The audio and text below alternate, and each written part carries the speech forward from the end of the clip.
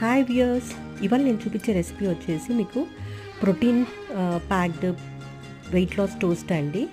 So దీంట్లో ఏంటి అంటే నేను బ్రౌన్ బ్రెడ్ మీద యాడ్ చేసిన స్ప్రెడ్ చేసినవి ఇంగ్రీడియంట్స్ వచ్చేసి మొత్తం పేస్ట్ వచ్చేసి 2 cups of mixed moong peas అండి, అండ్ చిక్ పీస్ స్ప్రౌటెడ్ అండి, అండ్ హాట్స్ గ్రామ్ కూడా స్ప్రౌటెడ్ అండి.